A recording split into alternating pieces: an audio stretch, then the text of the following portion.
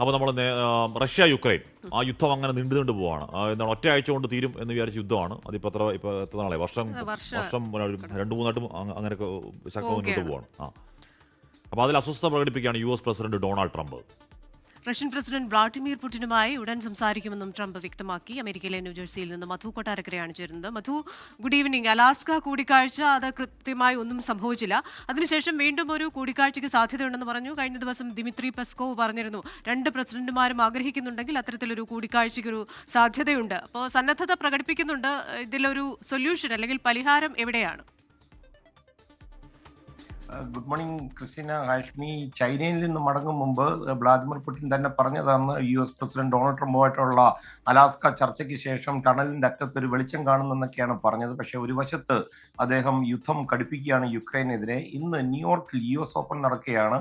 അവിടെ തന്റെ കൊച്ചുമകളുമായിട്ട് US president Donald Trump എത്തിയതിനു ശേഷം തിരിച്ച് എയർഫോഴ്സ് വണ്ണിൽ വൈറ്റ് ഹൗസിലേക്ക് പോകും മുമ്പ് മാധ്യമങ്ങളോട് സംസാരിച്ചപ്പോഴാണ് റഷ്യൻ പ്രസിഡന്റ് വ്ളാദിമിർ പുടിനുമായിട്ട് താൻ ഉടൻ സംസാരിക്കുന്നതായിരിക്കുമെന്ന് ട്രംപ് പറഞ്ഞത്.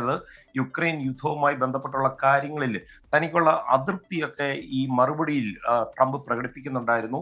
കാര്യങ്ങൾ സെറ്റിൽ ചെയ്യും, പക്ഷേ റഷ്യയോടും യുക്രൈനോടുള്ള നീരസമായിരുന്നു ട്രംപിന്റെ വാക്കുകളിൽ മുഴുവൻ. ഈ ആഴ്ച യൂറോപ്യൻ നേതാക്കൾ ഇത് സംബന്ധിച്ച് വൈറ്റ് ഹൗസിൽ എത്തുമെന്നും ട്രംപ് പറഞ്ഞു. റഷ്യക്കെതിരെ കൂടുതൽ ഉപരോധങ്ങൾ ഏർപ്പെടുത്തുമെന്നും ട്രംപ് പറയുന്നുണ്ട്.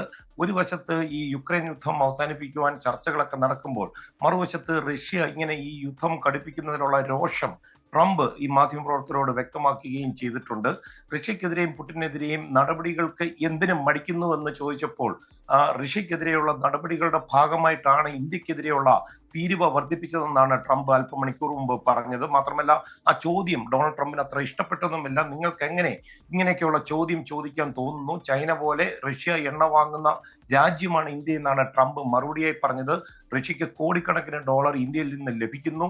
തീരുവ ഉയർത്തുന്നതുമായി ബന്ധപ്പെട്ട് ട്രംപ് പറയുന്നത് ഒരുപക്ഷെ 2ാം ഘട്ടവും 3ാം ഘട്ടവും ഒക്കെ വരുന്നുണ്ടെന്നുള്ള ഒരു സൂചനയും നൽകുന്നുണ്ട്. അതേസമയം ഹാഷ്മി, കൃഷ്ണ, ഇന്നലെ രാത്രി റഷ്യ യുക്രൈൻ യുദ്ധത്തിലെ ഏറ്റവും വലിയ വ്യോമാക്രമണമാണ് നടത്തിയിരിക്കുന്നത്. ഏതാണ്ട് 800-ലധികം ഡ്രോണുകൾ അവർ വിന്യസിക്കുകയും ചെയ്തിട്ടുണ്ട്. ആദ്യമായിട്ട് കൈവിലെ ഒരു സർക്കാർ കെട്ടിടം തന്നെ അവർ ആക്രമിക്കുകയും ചെയ്തിട്ടുണ്ട്. Krishna, Hashmi. Okay, thank you. അപ്പോൾ ഒരു സൈഡിൽ കൂടി ഇങ്ങനെ ആക്രമണം, റെക്കോർഡ് നമ്പർ ഓഫ് ഡ്രോൺസ് ആണ് ഇന്നലെ യുക്രൈന് മുകളിലൂടെ മഴ പോലെ പെയ്യുകയായിരുന്നു. കീവിന് മുകളിൽ വലിയ ആക്രമണമാണ്. അപ്പോൾ അതിനിടെയാണ് ഈ സമാധാന കാര്യങ്ങൾ ഇവർ ചർച്ച ചെയ്യുന്നത് എന്നുള്ളത് ഒരു എന്താ നമുക്ക് അതിനെ വിളിക്കേണ്ടത്?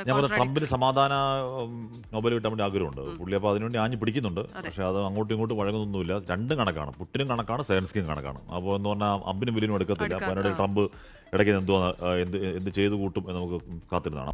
ലോകത്തെവിടെയായാലും ഏത് സമയത്തും 24 വാർത്തകളും ഓഗ്മെന്റഡ് റിയാലിറ്റി പാക്കേജുകളും എക്സ്പ്ലെയിനറുകളും വിശദമായി കാണാൻ ഞങ്ങളുടെ YouTube ചാനൽ നിങ്ങൾക്ക് സബ്സ്ക്രൈബ് ചെയ്യാം.